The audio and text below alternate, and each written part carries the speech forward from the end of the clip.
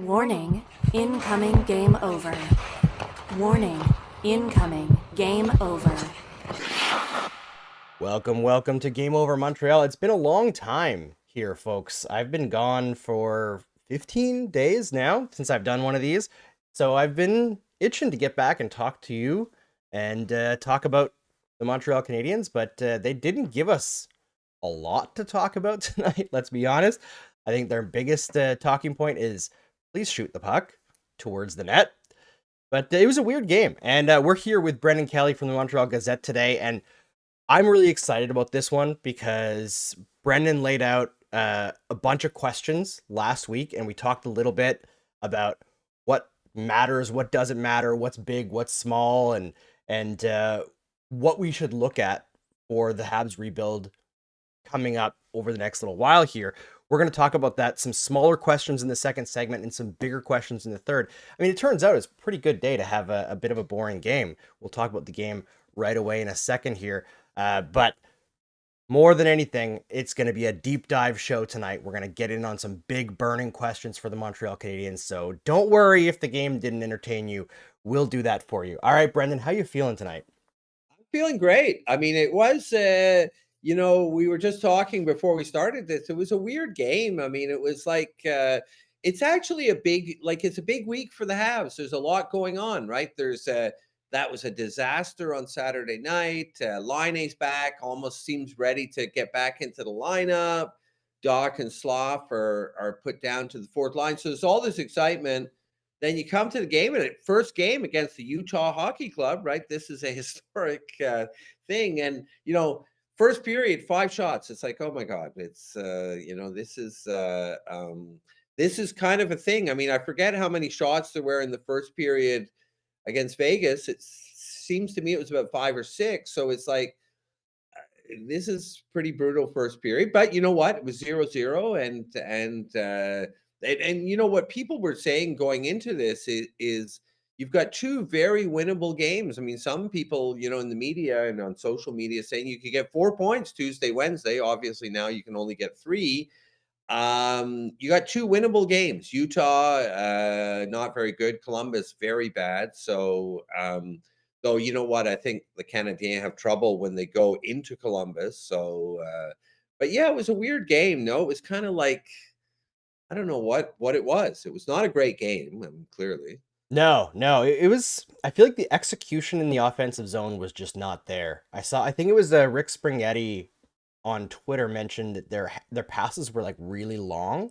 It felt like they couldn't connect very well in the offensive zone. They were like too far out to the boards, and because they were so stretched and the passes didn't have like a high pace, it was just too simple for Utah to cover them and like force them to the outside. They weren't getting through to the middle for the most part, outside of the first, was it the first 8 minutes or so where they looked really, really good, and then the penalty parade started to happen and things kind of fell off the rails.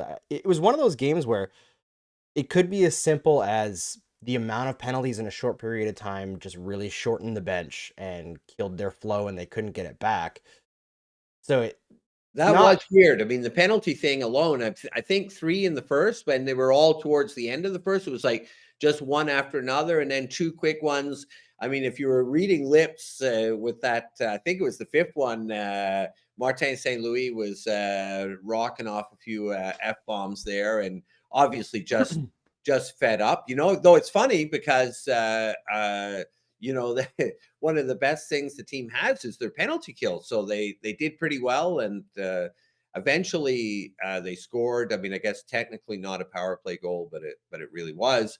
But so that does kill the flow of the game, and I think also because all the lines were really St. Louis really put the team into the blender here, so it was kind of weird, right? You were like you had that fourth line of Dach and Slav and Armia and Newhook on the first line. So, I think a sense of like the players, like, it's hard when you're not playing with the same guys. So you got to get used to them. Then Joshua Roy is thrown into the lineup. So it kind of didn't gel. I mean, it wasn't terrible. It was not a obviously terrible game for them.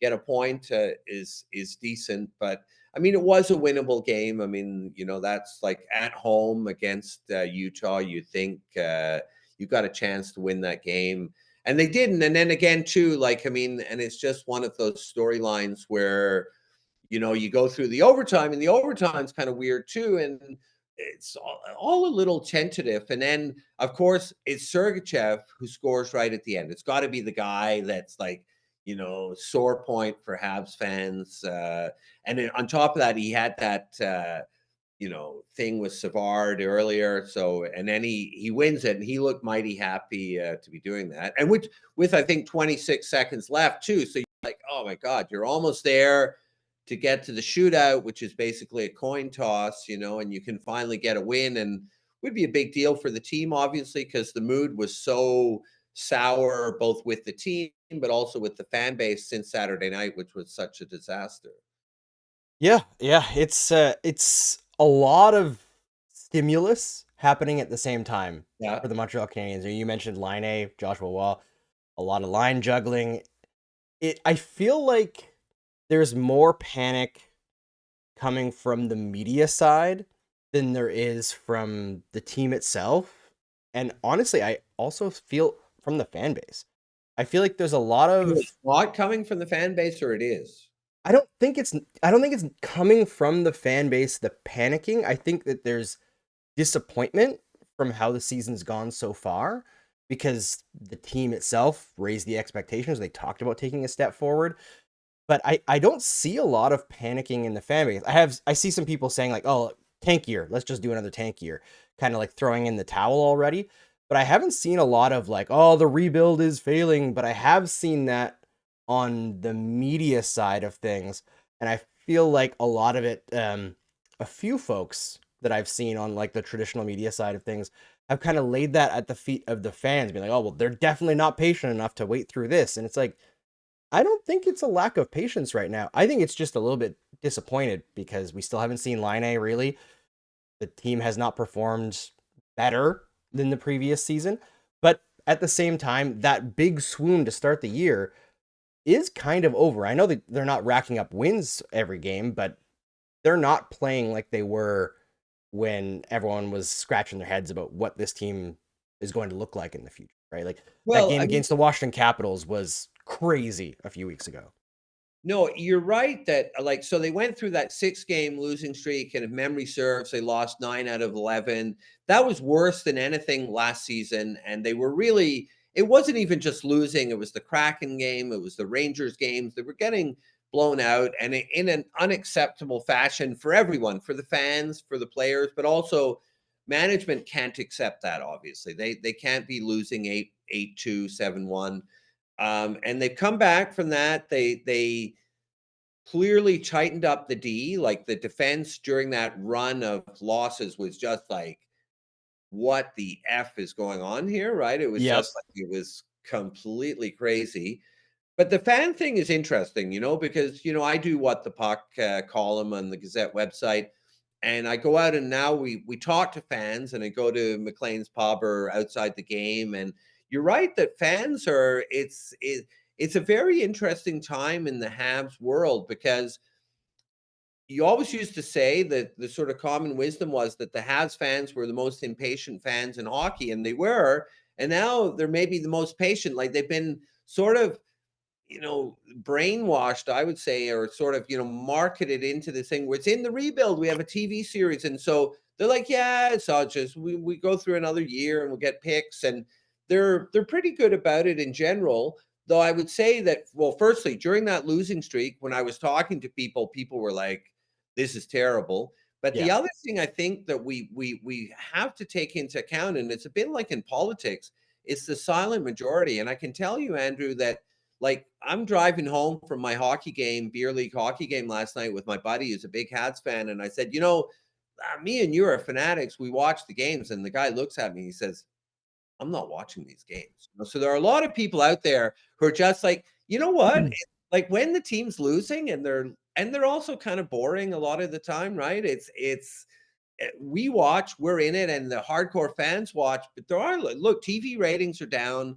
You see the empty seats at the rink. It's not a disaster, But so there's a certain sense of patience, but there's also a certain sense that people are a bit blasé about it because it's like sports is about winning and it's about having fun, and neither of those things is really happening, right? I mean, it's not it's like there was last year there was this sense that like it was a fun team, like where it says Yeah. Martin St. Louis bringing this new style, Cole Caulfield and this and that. And you know, one of the things when they tightened up and started playing more competitive games, like, and St. Louis was quite clear, they were going to a more defensive style, that they were going to try to play safe. And so it's better because they're not very talented, but it's a less exciting game. So it's an odd time, I think. It's like no one, like, you know, no one expected any, you know, no one expected the playoffs this year. So the team came out with the in the mix thing, and we have to be really clear about that. It was not like a lot of people are like, oh yeah, I mean they, you know, that just came. No, they sat there in a meeting and said, we're going to come out at the golf tournament and say we're in the mix. And so clearly management believed that they were going to jump from fifth from the bottom to 10th from the bottom. They really thought, and it could still happen, but it doesn't look like it. So they clearly thought that there was going to be this progression this year, and it didn't happen. You know, so far, like the first, I guess we're about a quarter of the way through the season. So it's a kind of odd moment. You know, it's like you're not going to make it to the playoffs, but you know, are you regressing? I mean, and is it, you know, it's also becoming a different style of hockey. So it's becoming this kind of a little more boring. I mean, the irony is, you know, the other thing I often think of is St. Louis came in and it was like he was this breath of fresh air, and he's, you know, a great offensive player, obviously. And he was like, they, oh, people can be creative, you know, play ta game, dans la game, you know, and now he's going back to a more conservative style, which is kind of the style of Terrien and Julien. I mean, I might exaggerate a bit, but he's really is, like he explicitly said, we don't want to take chances because it wasn't working out. So Yeah, I feel like there's two ways that I think I see the beginning of this season. I think from like an emotional perspective, I think you look at that, all that in the mix stuff, and the line A trade, and Hudson making the team, yeah, and Reinbacher maybe possibly making the team if he doesn't get injured. Like there's enough things setting the table that you can understand why they wanted right, to raise the expectations. And then Laine and Reinbacher get hurt in one game. Slavkovsky's been hurt since preseason, playing through it. There's a bunch of these dominoes that have fallen. Kirby Dach has not come back at the level that people want to see. I thought he had a right, great game tonight overall, but yeah, he has to be given runway. He missed a full year, right? So there's a lot of these things that have kind of worked against them, and I feel like they did feel at like the golf tournament and like preseason that this was a team that was ready to take that step. And then a couple things went wrong. They fell flat on their face, and I think they were sulking a little. I'm not saying that it's a bad thing. I think it's a very human thing when you're expecting things to get better and then they get significantly worse. well It's remember tough. Well, remember, like I was struck at the golf tournament. It was the whole thing, and it was clearly was, and we all know the Canadiens very well, and they do this very well. Is they get a message and they get the message out there, and it's in the mix. And the one guy who disagreed with it was Nick Suzuki, and he said, "I want to make the playoffs." And Yeah. this is, if off the top of my head, I think it's year 6 for the captain, and he's fed up. It's like no one wants to be on a loser team every year, and he's kind of been on a loser team every year. I mean, there was 2021, but that was a bad season that turned into magical playoffs. So he was saying he wanted to go further than in the mix.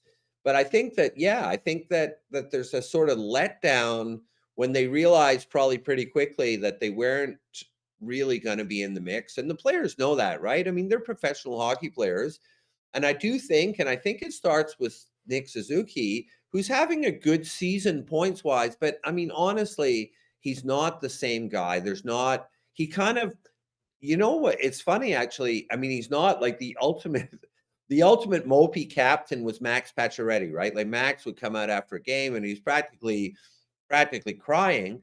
But Nick is like, he's not inspiring, right? He's not coming out like fire and brimstone. And I think it's because he probably more than anyone is like, he's thinking like, okay, if this is year 6, and I think a lot of those guys that like you're Cole Caulfield, you're like, and I mean, that's an interesting one too. Like Cole has got like at one point was, leading in the league or tied at the top of the league, and now he's not scoring goals. And again, he had a good night tonight. Like he took a bunch of shots, but he's not scoring. So the guys are there. You kind of get the feeling a lot of them are in a bit of a funk, right? It's like things aren't going as well as they could be. And I mean, look tonight. I mean, I was going to say if there's a story of the game, it's Montembeault. He had a great game, and that's when he has a great game, the team does well. When he doesn't, and which has been probably most nights this year. I mean, not terrible, but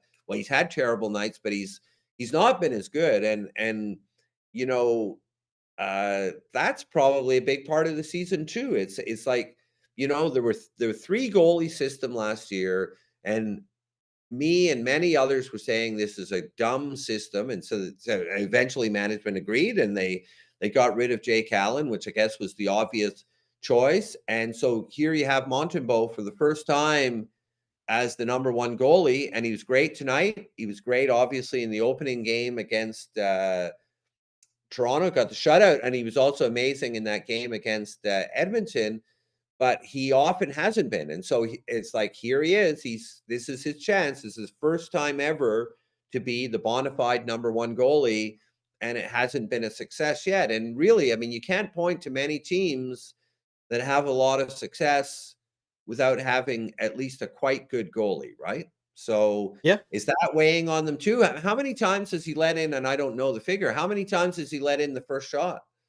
Happened a couple of times, and that kind of kills you, right? Yeah, I'm not sure. I mean, we haven't played that many games so far this year, right? It's still only a quarter of the way through the season, so it's tough to look at like first shot goals that are Right. pretty rare and point fingers at that. But the Habs have come out of the gate pretty poorly Yeah. throughout this whole season. Yeah. It's been a pretty consistent thing. Whereas like I know against Vegas, the second period was an issue, but for the most part this season, the second period hasn't been as big of an issue as the last couple seasons, where the second period was like disaster zone. Mm. But there's lots of things that are working against them. And we're talking about how to view the beginning of the season. The other way that I've looked at it as well is just kind of extrapolating my own personal experience over the last year to what the Canadiens are dealing with, and kind of trying to look at what Marty St. Louis is talking about when he's talking about like how he wants to build things out over the course of his tenure as coach, right? He Right. talked a lot about concepts over systems and like introducing something and then, adding layers as players adjust to it. And, I saw some conversation, I think it was earlier this week, about the idea that the Canadian system is like too confusing, and Right. that's not true because these are NHL players. There's only a couple different defensive schemes in hockey these days. So like these players have all played all different systems as they've come up through the ranks. And I think that's true in part, but I think what that misses is the forest for the trees, because we have to remember that, yeah, the fun hockey is kind of disappearing right in the short term. But what Marty St. Louis has been consistent about with all of his players throughout the time that he's been here is he wants them to look for the best play all the time, right? Right. It's not necessarily the safest play. And when you're adding things to a system or changing things up a little bit, and your decision-making process is also different, like you're starting from maybe the same point, but the actions that you're going to take are going to be different, which means the results are going to be different and new Right. and confusing. And even for players who are excellent, the peak of their profession, they're also playing against the peak of their profession on the other team, right? So those little hiccups are going to create short-term chaos. And I think that's part of what happened throughout the beginning of the season here. And now they've kind of overcorrected a little bit on the defensive side, and they've lost a lot of the offense and the fun stuff. But overall, I'm not too concerned about this start. I think we like over time, every team in the NHL, whether they're good or bad, they have like their season looks like this, right? It goes up and Sure. down. And if you're a good team, the overall trend line might be up or like steady and you just kind of stay high and it doesn't dip that low. The Canadiens are not a great team, so like the lows are low. And that's true throughout St. Louis' tenure, throughout Ducharme's tenure. They've gotten some low lows, but they're now getting to a point where it's evening out a little bit. And I'm looking forward to seeing what the next 20 games look like once, maybe Line is back in the roster. Joshua Waugh finds his footing in the NHL. There are some good things on the horizon. So I don't like getting bogged down too much in like the way things have gone for the Canadians so far this year. Because I think the thing to remember also is this is not a complete team. Like, how much does this team change next season with Ivan Demidov on it? That's Yeah, a but I big mean, factor.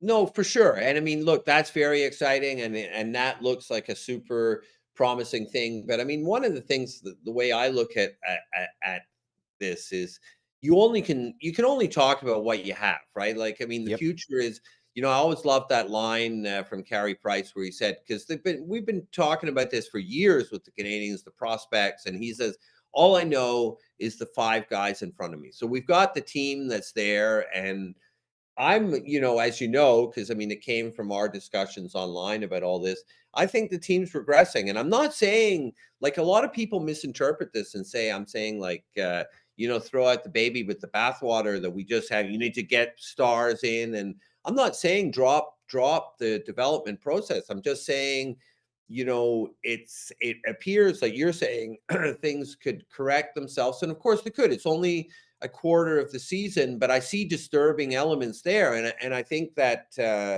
it's will they turn it around? I mean, they had a much stronger start last year, and then they kind of fell off. So will it be the opposite? I mean, who knows what'll happen with the next 3 quarters of the season?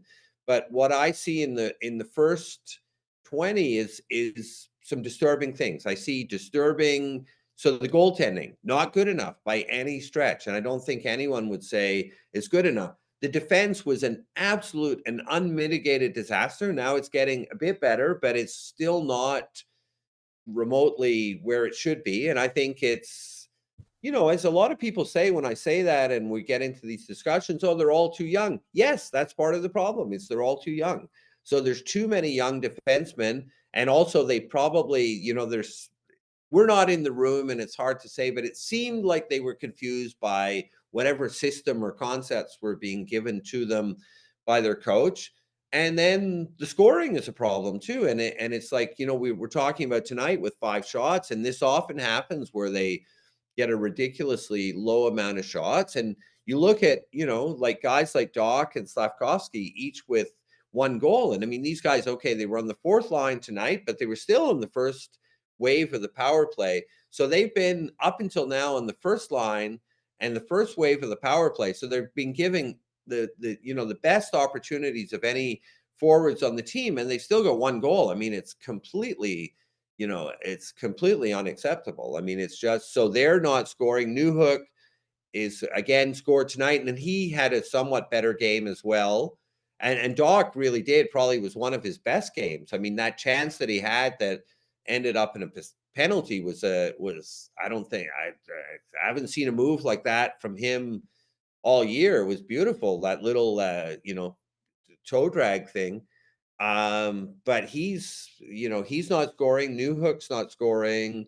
When Brendan Gallagher is one of your scoring stars at 65, it's great, but it's like that's disturbing, right? Like the Yeah. guys who are supposed to be scoring, and now even Cole's gone a bit cold, and so his numbers are still good because he had such a great start. So I don't know. And Laine's almost back, and obviously that will be a big plus, because part of the problem is,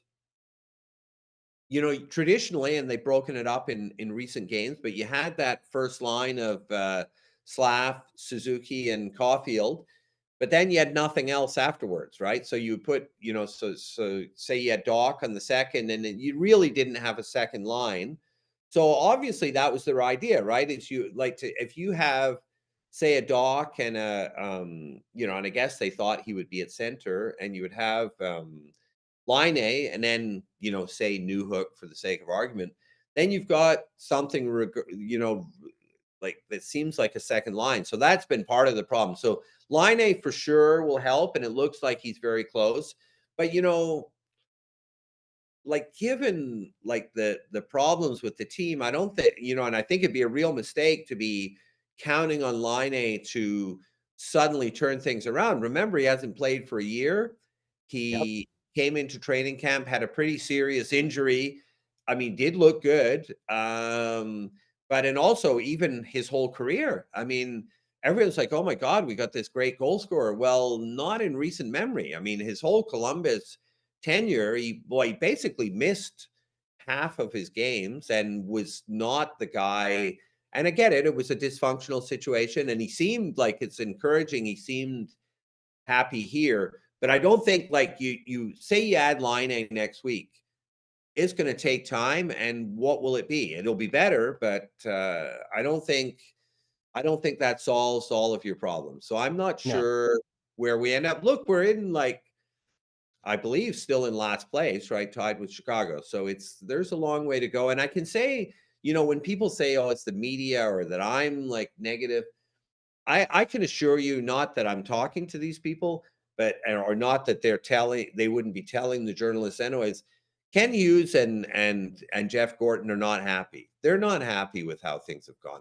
If they said in the mix, it's because they thought they would be in the mix. I mean, you'd be completely crazy to come out and say in the mix knowing you were going to be in the lottery, because you're setting yourself up for failure and criticism. So they really thought they were going to make that not a great leap forward, but a sort of, a smallish move up in the standings. And that didn't happen. And clearly they're disappointed by what's happened. And I don't think like they're clearly also staying the course, and they've got a very consistent approach, which is, like obviously night and day compared to the Bergevin years. So they're not going to go out and do something crazy, but for sure they're not happy. This is not what they expected. No, it's not. And I think it's fair to say that it's not what they expected and that people are frustrated and also still not be like fully panicked. Like you mentioned, Hughes and Gorton aren't happy, but I don't think they're panicking either. You read a lot of the stuff that comes out of like TSN or Sportsnet, like Ken Hughes dying to make a trade. Like, I don't think he's dying to make a trade. I don't like if a good trade comes along, I think he'll make it. But I just don't think that they're like they might be frustrated or upset, but they're not panicking. I think that's like the feeling that I get from this management group overall is that they don't panic. It's not the management group that we had before, where one thing goes wrong and all of a sudden the entire strategy towards building a team is changed. The crazy overreactions to playoff losses, stuff like that. So there's some level of calm, I think, with this management group that's good to have for a team, for a professional team. But let's talk about some of the smaller questions. We'll try to go as quick as we can through them because there's a lot that you outlined there, Brendan. But before we get into it, I do have to tell everyone that today is Tuesday, which means that Hyperdrive Hockey just dropped on the Game Over Network channel. Please check it out. It's an awesome show. We're platforming 3 Quebecois journalists in Montreal that are broadcasting in English because, in my opinion, every part of Canada has its own unique flavor. But because of the language barrier, the rest of Canada doesn't see a lot of the creativity that happens in Quebec. So we're bringing that to the rest of Canada now. Francophones who are broadcasting in English for the first time: Maxime Van Hoot, Daphne Malboeuf, and Kev Laramie. It's a fantastic show. It covers the hockey world at large. On Fridays, we also have a head-to-head debate between 2 of our Game Over hosts where we're talking about specific things, trying to get like outsider viewpoints as well on our teams. There's lots of cool stuff that we're doing here at the Game Over Network, so I highly suggest that you check it out as we continue to build our community. And by the way, if you're watching this video right now, make sure you smash like on it, and if you really like it, click subscribe. I noticed the other day I was looking through the analytics and 60% of our viewers are not subscribers, so get on that, folks. We've got to get some more subscribers on this channel. Help us grow. All right, so Brendan outlined a bunch of questions that he had about the rebuild going forward. Some of them bigger issues, some of them smaller issues. I kind of batch them up a little bit into what I think are smaller questions versus bigger questions. The first one, Brennan says, what if Alex Newhook is a bust for what the Canadiens hoped that he would be when they made that trade? Obviously, Newhook scored tonight. That doesn't really factor in for me. I don't like to do the recency bias stuff. I think Newhook's had a bit of a poor start to this season, especially early on. He's come on a bit more lately. He looks more like what I expected. But I don't know how you feel about this, Brendan, but to me, I think we have to kind of look at what a bust means. If that means he doesn't fill the slot that they expected, then I feel like it's not as big of a deal. If it's that Newhook's not a piece for the future, I'm still not too worried about if that doesn't work out at all. I feel like that's a small thing. Well, I mean, it's not the biggest thing, but I think that I would say that and again, like, and we all change our opinions. If like tonight is a turning point in his season and he's off to the races, then we'll say something else in a month. But I would say up until now, his whole career with the Canadiens has been a disappointment. He has not lived up to what he was billed as. And basically what Kent Hughes said, and I think a lot of the media bought into this, is he's coming from Colorado. They're stacked. Obviously, they're one of the best offensive teams in the league, and so he couldn't really thrive there. He was on the third line, but he's really a second line guy, and he hasn't looked like that, right? He just hasn't. He's got the speed, but honestly, and I mean, especially this year, he looks like the IQ is not there at all. Like he just doesn't.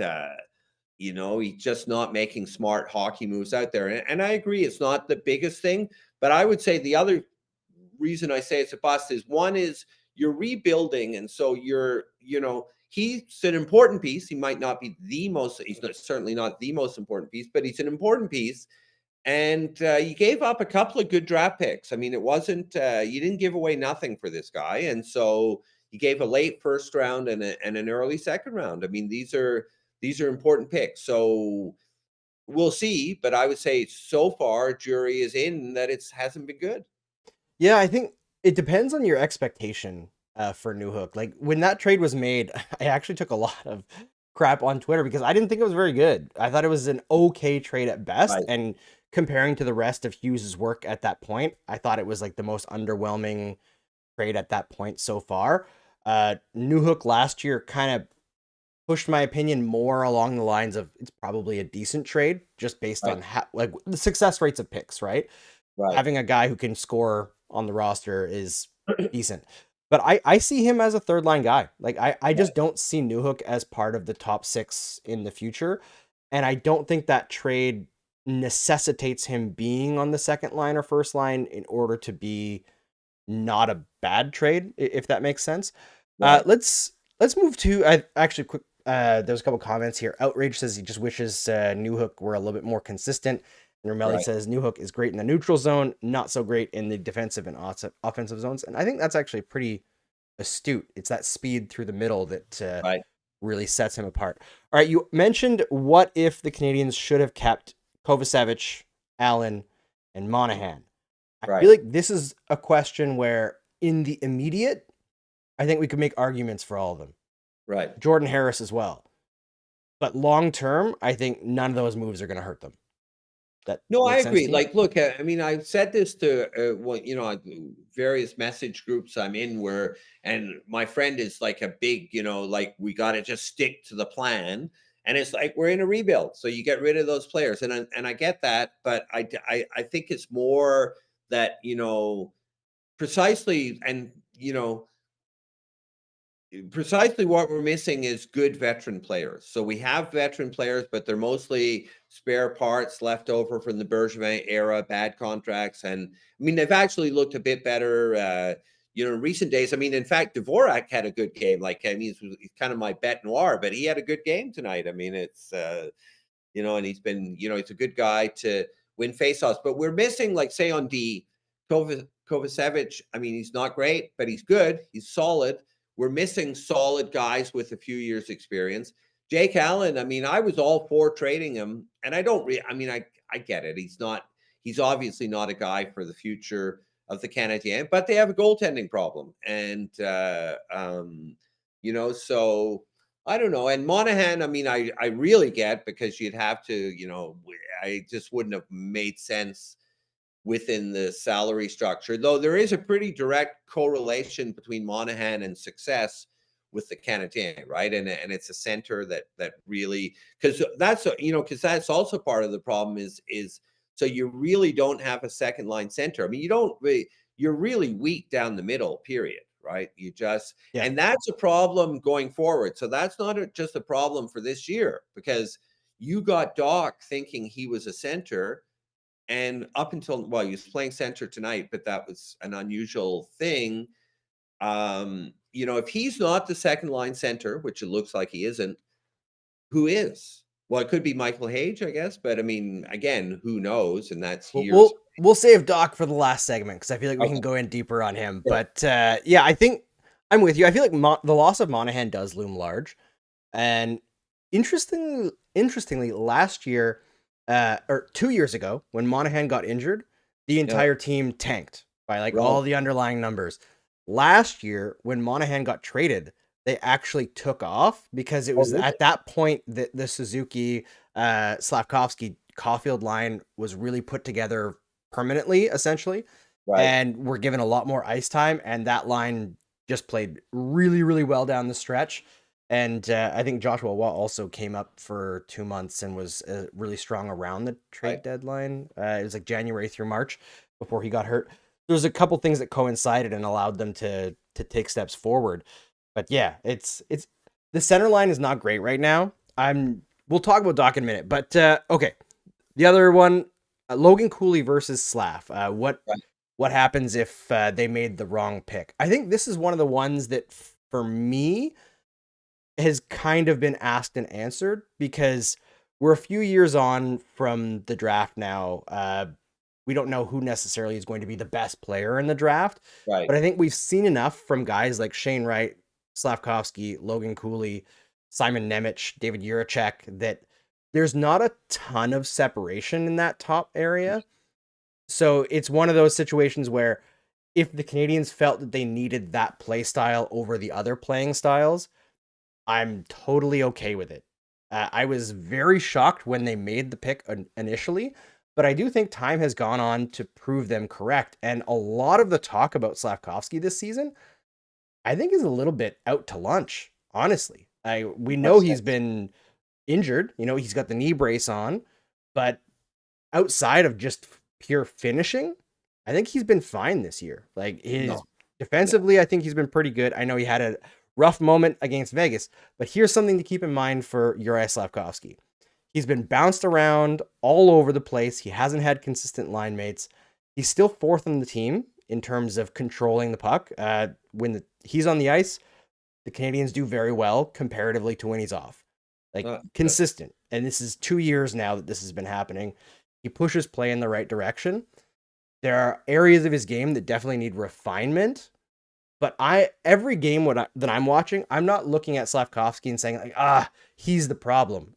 I don't know if there's been a single game this year where I've looked at him and said he's the problem. Individual mistakes, yeah, but that Vegas game, I think people overreacted to it a little bit. You had that great high point against Edmonton, then you had 4 days off, come in against Vegas, who's another really strong team. They're ready to go, and they gave up almost nothing in that second period in terms of scoring chances and gave up 5 goals. Like the actual chance distribution in that game was not that wide. Like it was pretty even. It just happened that Vegas got very good puck luck. Montembeault wasn't very sharp in that second period and a couple of big visible mistakes. But those big visible mistakes, unless they're happening constantly, they're not very illustrative, if that makes sense. It's just like a blowout, right? For or against, it doesn't tell you much about your hockey team. Well, I think that, I kind of have a different read on that. I mean, they held off Vegas in the first, again, they didn't get many shots, but it was 0-0. And one of the things, and I see it as a more disturbing thing, is when they get down, then they really get down. As soon as the goal is scored on them, it's like they get deflated. And there was that the stat that they haven't won a game when they were down, and that's like unreal. And I thought maybe tonight would be the day that it changed, because they Vegas scored the first goal and then Montreal was winning 2-1, and I thought, okay, they might actually win it, but they didn't, came close. But I think the Vegas thing, so okay, there were big mistakes like the Dach play, like brain dead, but also the Slav one though, so Slavkovsky's at the blue line, right? And he's got the puck in the offensive zone, and he like passes it to his left in the air and it hits a Vegas player and they go on the rush. Well, it's an extremely dumb play. Like, I mean, you've got to just put that down along the boards, firstly. But secondly, the thing that really got me is like everyone makes mistakes. I mean, we make mistakes and hockey players make mistakes. So the guys are going the other way, and it's obviously a dangerous situation. And Slav starts going back and he stops skating.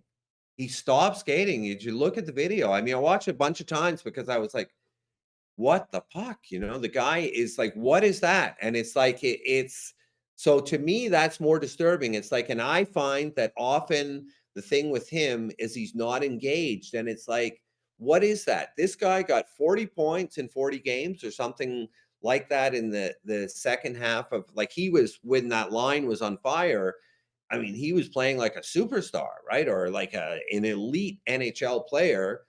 And I mean, something like that is not an injury. It's the same, it's like, this is somehow you're just not there. And then the other thing about him is he's a big boy and he's not using that. He's still good, and saw it tonight, and you see it every game.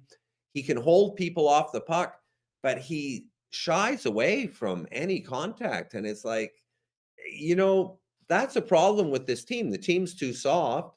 Here's a guy who could make a difference there. So he's not engaged. And I mentioned it off the top. I mean, 1 goal. I mean, yeah, he's got a bunch of assists, but it's just not, I see, I hear people saying the analytics are good, but he's got 1 goal. And again, and is it that he can't play in the fall? He's like, because he had a terrible start.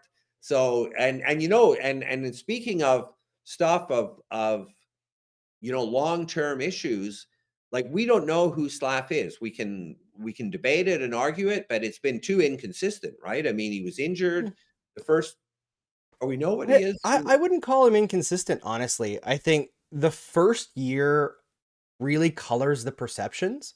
And frankly, he shouldn't have been in the NHL that year. Like, he just wasn't ready when he was 18. And the team was trying to be patient. Then he got hurt and he never really was able to make the steps that they wanted in that second half.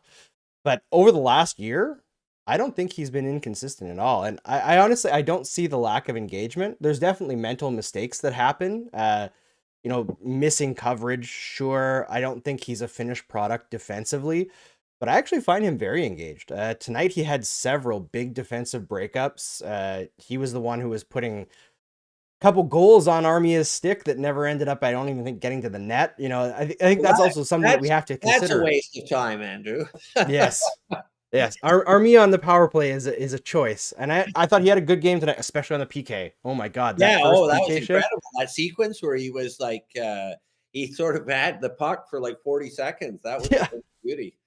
That was fantastic. But I'm not worried about Slavkovsky. I'm just not. I think that what we're going to end up seeing from him, I don't think he's going to be a big goal scorer. I think you're looking at like 25 goals in a decent year. I don't think he's got like that 30 goal potential at this point. His shot is just not quick enough, and he just doesn't want to shoot enough. He likes to play make more. But I see him as a potentially like Marian Hossa style player, right? Where he's going to be a 200-foot guy who can make a lot of things happen. And I actually think the physical engagement is ticking up consistently over the last year and a half or so. Tonight, 5 hits. He wasn't as crazy as Gallagher out there, who had 10 hits tonight. Most of them on Sergachev, which was weird, but he likes to do that with former Habs. Yeah. The famous Subban Gallagher game there. Yes, exactly. I was at that game, actually. Okay, a coach with NHL experience if the Canadiens need that. I am with you on that. I don't think it's necessarily an issue for right now, but when they're looking to get into the playoffs, they absolutely need somebody with a bit of tactical experience. I think that's an issue for Marty St. Louis. Every coach has something that they're missing. You make up for that with assistants or assistant coaches. That's Well, there we was don't a call them. very interesting column this week from Jean-Nicolas Blanchet in the Journal de Québec, and he said it's never happened, according to him. And he's really good at doing the research. And he had all of the rookie coaches like Martin St. Louis, and they all had someone on staff with them who had NHL experience. And I remember at the end of last season, and I think it was my colleague Stu Cowan who asked Kent Hughes, I mean, what do you think about getting someone on the coaching staff who'll have NHL experience? And he said, you know what? I'm going to talk to Martin about that. And so guess what? And that to me, I don't like that. Like that means that they went to them and they went to Marty and they said, hey, what do you think? You know, get a coach with experience. And he said, no, thanks. And I get it, right? Because he has none. He taught, you know, he coached Bantam or Midget or whatever it was. So he doesn't want to have Jacques Martin there, who's, you know, got 20 years experience telling him what to do. But I think the fact is, and yeah, maybe it doesn't matter now. I mean, I don't know. I mean, it's like, you know, the Vegas game, like he doesn't have the in-game experience. When it was 3-0, it's a timeout. It's a Yeah. timeout, timeout, timeout. There's not like it's not the right decision. It's the only decision. Apparently, someone called into BPM Sports and they said they were right behind the bench. And they said all the players skated over to the bench because they just assumed it was a timeout. And Yeah. Marty's there chewing his gum. So he's not, you know, it's a very fast game. I mean, look, we can't do it, but I'm saying, you know, there's guys who know what to do. And why would it be like, what possible argument could you have? You know, you could argue about whether Martin St. Louis is the best coach for the team. That's a debate. But what possible argument could you have to not put a coach in there as an assistant who has some experience? Yeah, I don't see one. I think at the end of the day, when they're ready to take that next step actually and be in the mix. I know the comments have been saying stop saying in the mix because yeah, it's something that has been repeated ad nauseum this season, which is why managing expectations is such a huge part of management, Of like course. being a general manager. And you can see how it happens that things, you say one little thing and it goes off the rails. But when they're ready to take that next step, they 100% need to add somebody who has a little bit more tactical in-game experience. But that timeout thing, that's a huge pet peeve of mine across the NHL Right. because almost no coaches do that. They all want to save that timeout for like the last minute trying to get No, like a but it's ridiculous. drawing. The opportunity cost of that must be gigantic. Well, but I Gigantic. mean, the point is, Andrew, that it's like, yeah, I'm saving it for the last minute. What's 5-0?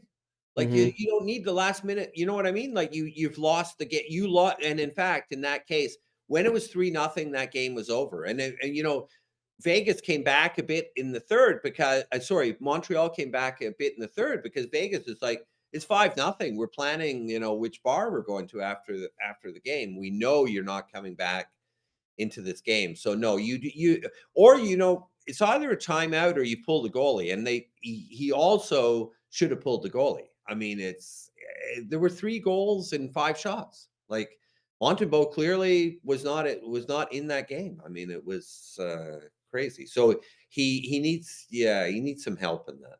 Yeah, outrage in the comments says Marty's growing with the rest of the team. We'll have this convo in a few years, and I actually agree. I think one of the things that we have to remember with what the Canadians are doing, it is kind of an experiment.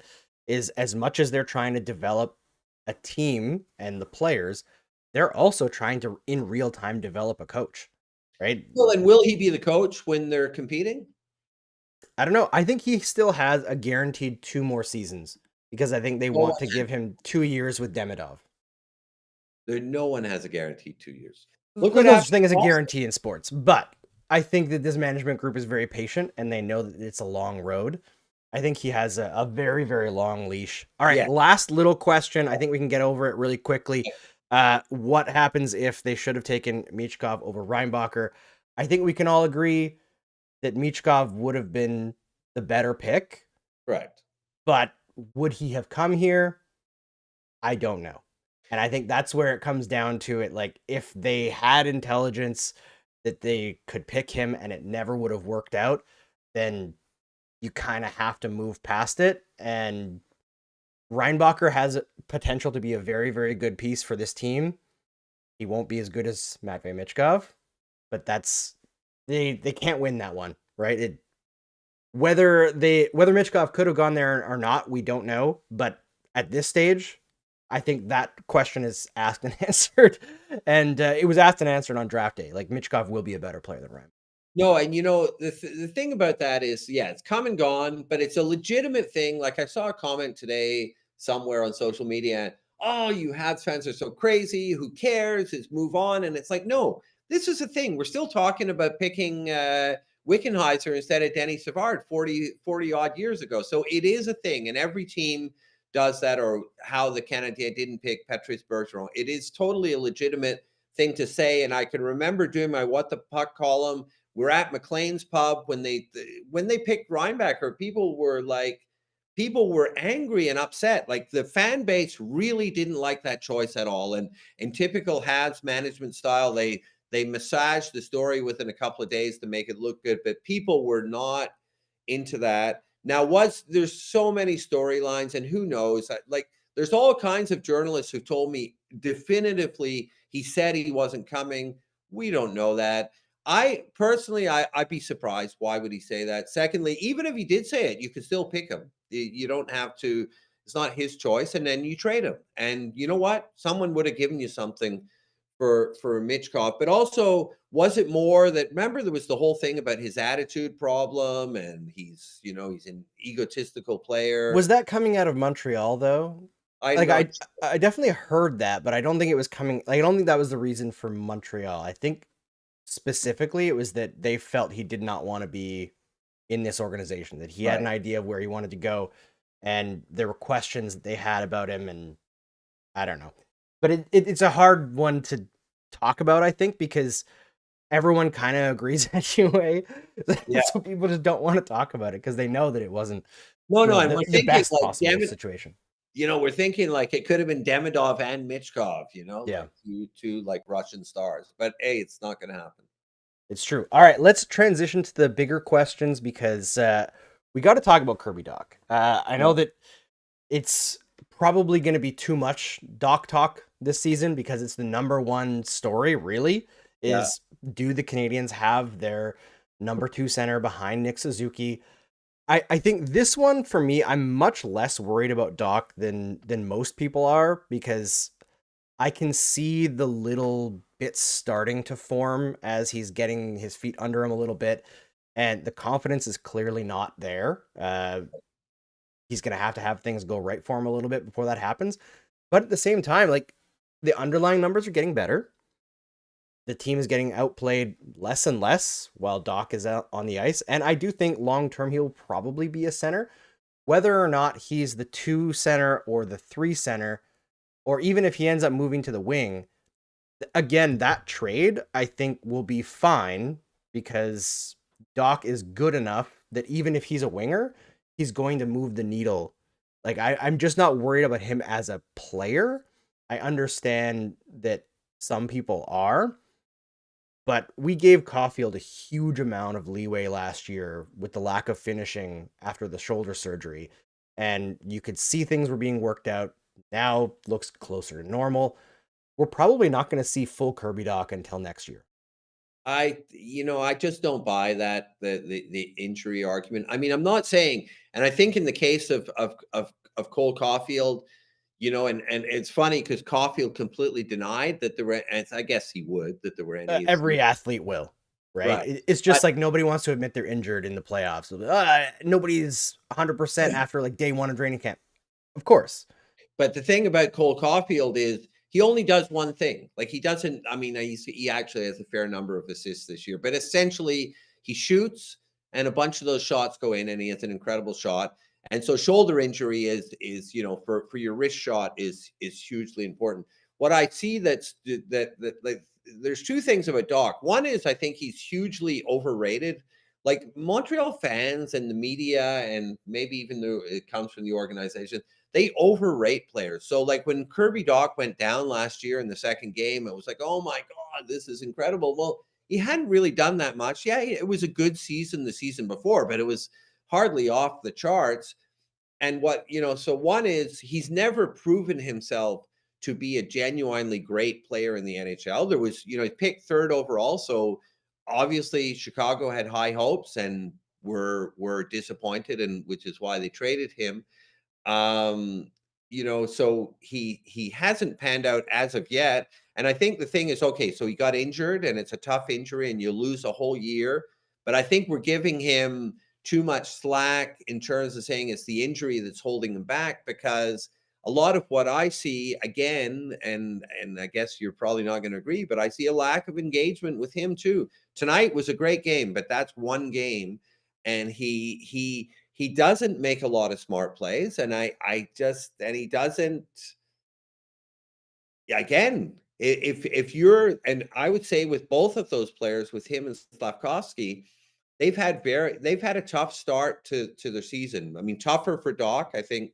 And I'm with you, actually, just to go back to Slavkovsky. I believe in him and I think he'll be a good player, but it's been a tough start for both of them. And if you can't do the things you're supposed to do, which is score goals and help the offense, do other things. And Doc doesn't do that at all. And the most egregious example was in Vegas. And I mean, the Vegas game on Saturday night, and you can say it's just one play, yeah, but no one does that. Like, you don't do that. Like, you just don't. Like, you do. If you did that in a beer league game, people be super upset. Like, you don't do stupid things where you're not thinking, and it's just his head doesn't seem to be there. And you're right, it probably is confidence, but it's like a chicken and egg thing, right? Like, he needs confidence to be good. He needs to be good to get his confidence. I mean, it would be if I were the coach, and I'm sure it's a huge dilemma for them. And it's interesting, right? So they both Slavkovsky and Doc had brutal games on Saturday, and they were demoted to the fourth line. And it was funny because I said it was punishment, and someone said, "Oh, it's not punishment."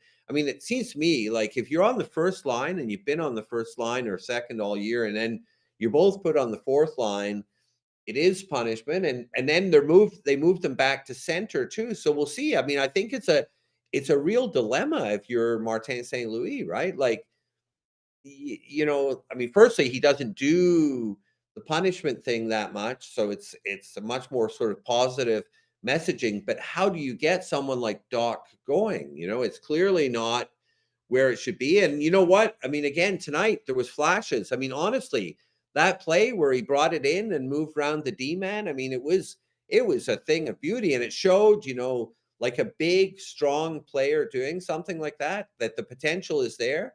But you got to admit, we haven't seen much of that this year. I mean, it's No. I'll tell you exactly what the problem is with Kirby Dach. With Caulfield is a little bit different, right? Because what was holding him back last year was about precision. And I think it was getting used to slightly different reactions inside his shoulder after right. the shoulder surgery, right? It's just his shots have to be so precise because he cuts such fine angles. With Doc, when you look back at how he played beginning of last year in preseason, first game in 2 seconds, the season before, what makes him effective is that he plays with reckless abandon. Right. That's why he's had so many injuries throughout his career, is that he does take physical risks.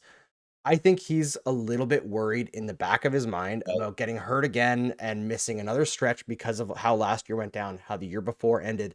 The questions about his ability to stay healthy, I think, are in the back of his head, and he's playing a little bit tentative, and it prevents him from being the player that he's supposed to be or the player that he's used to being. And you add in with that, like, timing being a little bit off from missing a whole year. It does take time, and it, like, things fall apart really quickly. Then your confidence goes, and this huge spiral, right? So I hope that he gets a couple things going his way, because I do see some signs of some awakening there for Kirby Dach, some being physical, because he's a very, very physical player when he's on his game. Yeah. That first season with the Canadiens, what separated him from a lot of the other players in the league that I noticed was you just couldn't win a board battle against the guy. Like Right. he was incredible, especially like forechecking below the goal line there. He was just He doesn't always do keeping that at plays all. alive. And he's Yeah, not doing he that at all. no, And he's I not. think you're right, and I think that's a very dangerous thing for a hockey player when you're afraid. Like, that's what they said about Patches, you're afraid to go there, and you're a big guy, and it's like it's a very physical game. I'm not saying you have to be beating people up or smashing huge hits, but especially for him, that's right. He's a big guy who it's a big part of his game to fight on the boards. And if he's not going to do that, and you always see him sort of backing off just a little bit, well, you're going to lose the puck. I mean, it's as simple as that. Yeah, Sammy Higgs says, I feel like they're doing all they can to get Doc going, which has hurt the chemistry of the first two lines. Probably not incorrect. Laine coming back, obviously we don't expect Laine to fix everything, but just through bumping somebody else down, I think is Right. going to help a lot. I would really like to see, I know it's early and it's one game call up and there's other factors going on with reacting to the last game, but I would really like to see Doc stay with Joshua Waugh for a while Right. because Waugh plays that in your face game, and I think he might Right. bring that out of Kirby a little bit. But it's just about testing things, right? I'm not worried about Doc long term, but this season I think is going to be a tough watch for a long stretch as he gets his confidence back and realizes that his knee is not going to explode like a bunch of spaghetti noodles that are dry and you snap them like that. You mentioned you want to talk about rebuilds, Brendan, and like, is a rebuild the only way? And I know you mentioned the Boston Bruins. Funny enough, the Boston Bruins rebuild happened basically in one summer, and its engineer now works for the Montreal Canadiens. Right. Jeff Interesting. Gorton, I believe he drafted, I don't know if it was Bergeron. It might have been Marchand and Lucic, as well as doing the legwork on the Chara contract, and then Peter Chiarelli came in at the end Right. to sign the paper. There was a few other big ones too. It was like most of the Bruins core was all put together in one summer where Right. Jeff Gorton was the interim general manager. So it's interesting. The Bruins are pretty much a gigantic outlier, though. If you look throughout most teams Right. that end up getting success in the NHL, most of them have to bottom out at a certain point. There's different styles of rebuilds, I think. Right. You can see the teams that tore down too much, like Buffalo, and kind of get stuck in it forever, or Utah. When did the Arizona Coyotes rebuild start? Do you know? And when will it end? No, I mean, but Never. that's the thing, is I guess it's just, and I'm not like, I'm just sort of questioning everything, I guess, and Yeah. I'm saying that, like, it's, I guess the first thing I would say, and it's kind of been my mantra this season, is it's enough for people to just say, when you say anything, hey, it's a rebuild. No, if we think Doc sucks or that he's not going to be a good player, that's not. I'm not questioning the rebuild. Like, the rebuild has to be a series of smart management moves, and so you're saying that there's no successful teams that haven't done it. You may be right, but there's also lots of unsuccessful teams who've done rebuilds that haven't worked. So it's even the Edmonton Oilers, right? I mean, how long and how many number one picks did they get? And if you think about it, and that, yeah, of course they got to game 7 last year, but after many, many years, and it's partly like, if we're in the full rebuild, the Canadiens are in this full rebuild as of when Gorton takes over in fall of 21. So they bottom out, but they don't really get any generational talent, right? So they're just getting, so part of it is luck. So the year of Slavkovsky, and I think we're both agreeing we like the guy and he's going to be a good player, but he's not McDavid. not a great number one pick. It's just, and he probably was the best pick that year, but he's not a Bedard. He's certainly not a McDavid. He's not a Sidney Crosby. He's not a Mario Lemieux. And so that's partly just luck. And then you've got a couple of number 5 picks, which we'll see. I mean, Demidov, like, looks great, but wait till they come into the big league. Reinbacker's a total question mark. So yeah, it's you can get stuck in the rebuild in the sense of, also, and I think that this is germane to what's happening right now, is where the culture becomes a rebuild culture, and where it becomes a culture of it's okay to lose. And I mean, Mhm. New York Islanders, they don't win championship. They don't even win playoff series. There's teams that get into a mindset, and if you put that mantra out there that it's a rebuild, and I bumped into Martin St. Louis at the bar doing my interviews the other day, which was hilarious, and he said it's a transition year. Well, the players are aware of all of these buzzwords. Hey, there's even a TV series that they're in on Crave called The Rebuild. And so you might think, if you're in that, then you're like, I don't have to win because we're in a rebuild. Like, we're not, we're not, even if we're in the mix, we're not getting in the playoffs. So you do have to worry about the culture that gets created. It's not an insignificant thing. And I guess it's just, yeah, you have to get great draft picks, right? You can only build through the draft, but you also, I guess, like, kind of, I'm trying to swing the balance of the discussion to say, it was always like, winning in hockey and winning in any sport, frankly, the teams that win championships, it's very simple. They have the smartest managers. Like, why were people say this and that about the Canadiens. It was because of Frank Selke, and in our modern era, Sam Pollock. The guy was a genius, right? So for the longest time, and there were less teams or whatever, but when people say there were less teams, I mean, yeah, but Montreal was winning all the Stanley Cups. Like, why was that? It's because their managers were better. And why was Steve Yzerman, like, people build these teams and they build them in an intelligent fashion. So it's not just enough to say we're in a rebuild and we'll finish last, because firstly, it's the luck of the pick. Secondly, it's a lottery. And there's just loads of teams that do it, and it doesn't work out. So I think it's more a matter of, you have to manage smartly. And the other thing about a rebuild is, you have to, and someone had said this on Twitter, and I thought it was sheer genius. You have to build to rebuild, and so for example, to me, and I know not everyone agrees with this year had to be a progress year, and it's not looking like a progress year, and it really, for it to be a rebuild, it was not supposed to be another lottery year. And it might not be. I mean, there's a lot of hockey still to be played, but it was like, you have to start trending in the other direction. I mean, there was a piece somewhere rating all the teams, and they said at some point Montreal has to take the training wheels off. And it doesn't mean idiotic Bergevin, like, going for it every bloody year, but it means that you have to move forward. At a certain Yeah. point, you have to say, okay, we've got Dach, and they've got a bunch of good pieces together, and you have to start building something. And I guess it comes back to the thing that we've been talking around tonight. I think the team's regressing this year. And it's not that you care about the points total this year, but you have to be moving forward. And the fact is that a lot of the players are regressing. I mean, I don't like, we haven't even said it. I mean, the biggest plus of the year is Lane Hudson. I mean, like, Yeah. off the charts, the story. And so there's something where, again, you're talking about smart management. They got this guy. He's not a top 5 pick. They got this guy because everyone else passed on him because they were afraid of his size.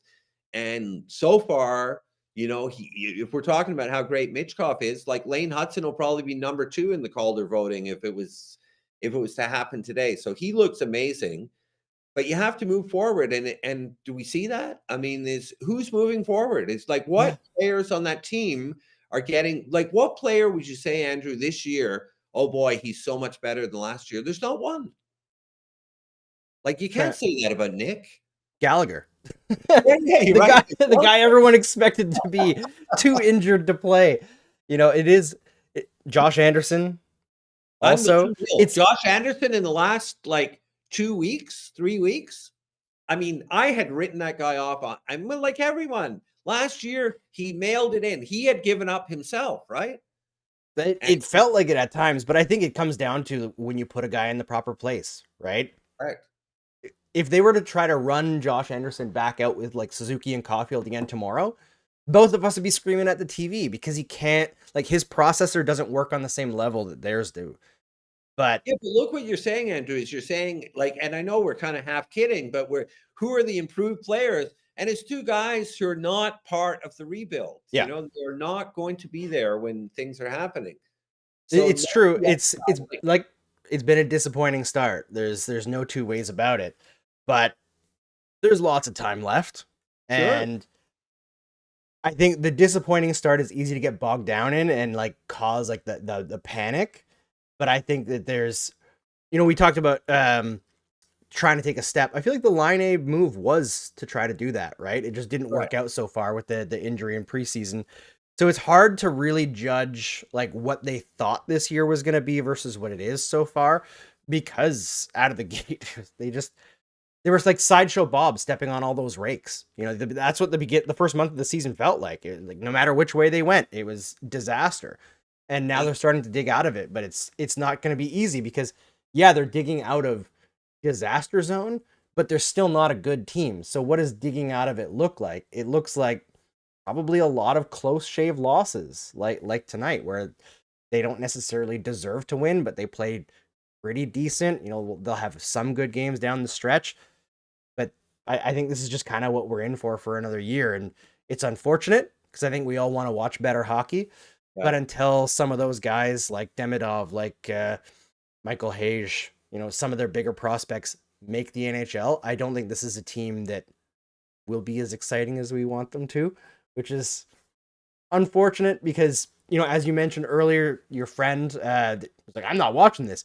I think that's like the dirty secret of sports, right? Is most people who engage in sports are casual fans. And one of the things that I've learned from working in sports, and I'm like a really intense data keeper in terms of like how things do, and I've been doing that since I first started back in like 2010. And you can see there's like a curve of the NHL interest. First 15 games is extremely high. Then you know what your team is after 15 games. If they're good, it might stay a little bit higher, but still people are going to tune out because the middle of the season's a slog in the NHL. Around trade deadline, it picks back up. But about half of the people who will turn in October are no longer watching in November, December, January. And then it's only when the trade deadline picks up and there's some movement that those people come back, and then the playoffs hit, and if you're good, they're back in it. But that beginning of the season fun has to maintain itself in order to keep that fan base. And the Canadiens haven't done that for most of the last 10 years. No, Like, it's tough, and it's like, look, firstly, we all know, but I mean, it's never going to change. There's too many games, mhm. you know, like when it's the shortened seasons, it's like fantastic. So there's too many games, and that's it. Casual fans is that's the norm, and it's like you see the empty seats, and it's like there's all those season ticket holders and corporate things, and when the team's kind of blah and they're not winning much and they're low in the standings, you can't give away the tickets. It's not a disaster, but there's not a lot of excitement because people need the buzz of winning or they need the buzz of some real excitement. I mean, honestly, because Cole Caulfield, he's not an exciting player. I mean, it's fun that he scores, but you know what I mean? Like Lane Hudson, there's a guy that people would come to the rink just to see, and that's already happening. So if you have something like that, but and you know what? If which they'll probably have to do, and we're seeing that where they're going into this more defensive style, it's super boring. Like it's a more boring game. Like tonight's like if you were at the Bell Center tonight, that's not an exciting game. I mean, I guess it's fun you get an overtime, but it's not an exciting game. So it's and if again, we'll see by Christmas. I guess you give it another month, but if you see by year end that they're not going to be in the mix, that there's no chance of making the playoffs, well, that's a lot of the fun goes out of it too for the people who aren't hardcore fans because they're like, okay, so I'll check in next year and see if these players are going to take a step forward. So it's going to be hard, and I think that's part of it too. Is like the fans are more accepting than they used to be. It's really we've gone from back in the 70s and right through until the 80s, until 93, and even after 93, you had to win the cup or at least go deep in the playoffs, or it was an absolute failure. And now it's like even in the mix, it's like you don't even have to be in the playoffs. And now it's like you're not even there, but the fans are accepting, but they're not necessarily excited about it. I think that I think a lot of people, if it doesn't improve in the next few weeks, they'll be like, okay, well, I'll check in later because it is Yeah. a long slog. That's a lot of 82 games is a lot of hockey to watch. And frankly, it's just not necessarily the most exciting hockey. I mean, compare this to, I mean, even the whole NHL in the beginning of the season. I mean, compare that to the playoffs. I mean, it's night and day, right? I mean, Oh yeah. Not even close. so it's you know what? I mean, kudos to the fans for putting up with this because you know what? It has been a long time. I mean, you think about it, 2010 was magic, 2014 was magic, 2021 was off the charts magic. And there's been some good seasons in there, but there's been a lot of not great seasons and you know, It has been a long time, but yeah, I think one of those, I think it's actually a good thing for the Montreal Canadiens, not just the fan base, but the Montreal Canadiens themselves, for that historical expectation to no longer be there. right. Because that idea of winning the Stanley Cup every other year or even more often than that is gone. No team can do that anymore, especially in the salary cap era. So I think the Canadiens fan base shifting into more modern expectations is a very good thing for the organization to not have that constant pressure on them. And I think that's part of why they've been able to do this rebuild. Just quickly before we shift to some questions from our stream chat here, I wanted to hit on you had mentioned. I forgot it. Never mind. It's gone. It's gone. All right. Let's transition to the stream chat. But before we do, I'm just going to talk about our merch here quickly because we've got our merch store has finally, it's working now in the States. So it took a while for Shopify to get through and allow us to ship to the States. But hey, now you can. And I believe internationally as well to some countries. Not every country, but some countries. We've also got some new stuff in the store you can check out. We've got a Game Over beanie, and we've got some team-specific hats, and we've also got our Live and Die by the Goalie design on a hat as well. So you can go check out, grab your, I think it's a snapback, or it might be one of the ones where you put it through the little metal clippy thing with the strap. I don't know what would you call that, Brendan? I have no idea what you're talking about. The ball cap where like there's like a strap in the back and it goes through a metal clip and then it pushes Oh yeah, down. yeah. I have no idea. It's a baseball cap with a metal clip on the back. There you go. That's what it is. You can grab them at our merch store, thegameovernetwork.com. You can scan the QR code that was up during the little merch advertisement there. All right, so we got some questions from the stream chat here. Stéphane Tessier says, why so many players are off? Replace St. Louis by Vincent of Laval. I think that's a little bit too panicky. They're doing a great job in Laval. But Yeah. I think a coaching change at this juncture would be sending the wrong message. I mean, I think that you said that there's a long leash for Martin St. Louis. I think you're right. You got to keep in mind that Gorton, Hughes, and St. Louis very close. Were very close even prior to being with the Canadiens. So I don't see that happening. But I mean, it just depends. What happens this year. I mean, but even probably even if this year is the team finishes in last place, he's probably still there unless they lose 8-1 every night. Yeah. I think that's the big thing. Like when I'm looking at the next little stretch here, I talked about it when when the Canadiens were a complete mess to start the season, and what I wanted to see going forward, and what my thoughts were of like Marty St. Louis and the coaching staff, and what I said then was, I want to see some level of improvement relatively soon because that level of defensive play just cannot stand no matter what you're trying. You're trying Right. something new, cool. But like there's only so long that you can have like 4 or 5 expected goals against every single game Yeah, where before players start falling apart and it just implodes on itself. Now they've made that improvement significantly over the last couple of weeks here, yeah, which has so. been great to see on the defensive side.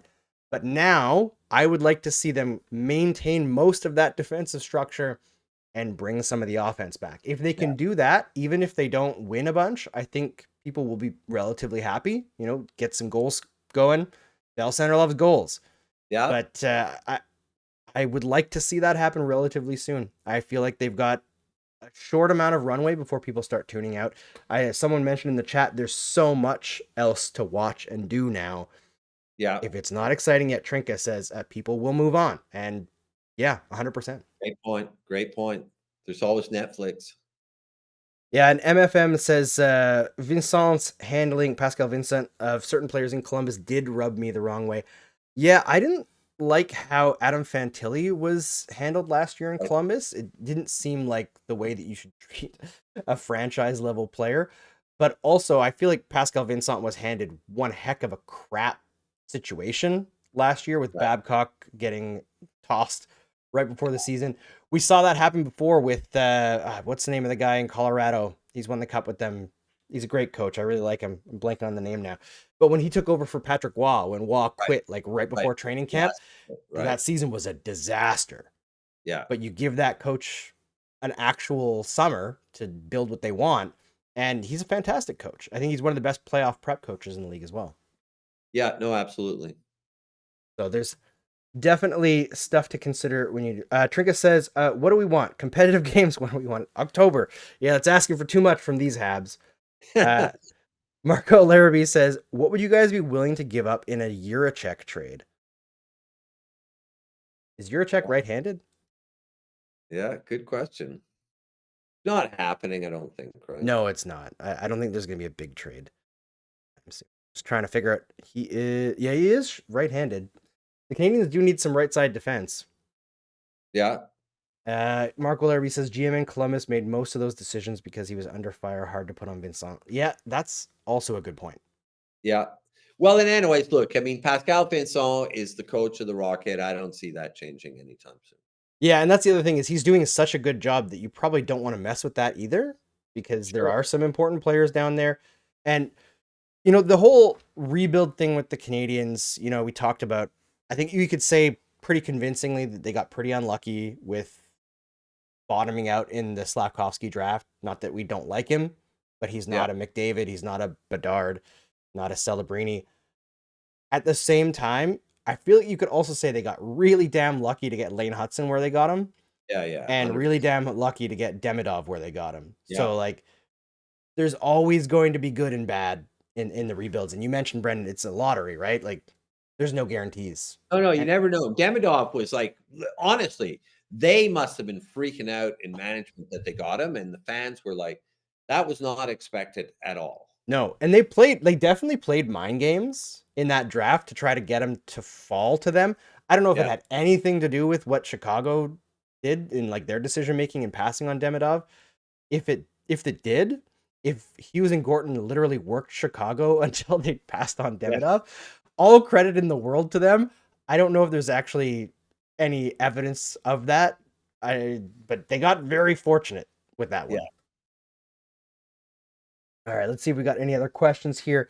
No, I think we're good. We've gone really long, Brendan, so I'm gonna close it out so that we can go to sleep. Yeah. Well, that was great. It's fun. The long is good, and a lot of good stuff to talk about. I think it was more fun than the game. Yeah, I mean, low bar. Yeah, exactly. That's been my tagline for the show for 3 years.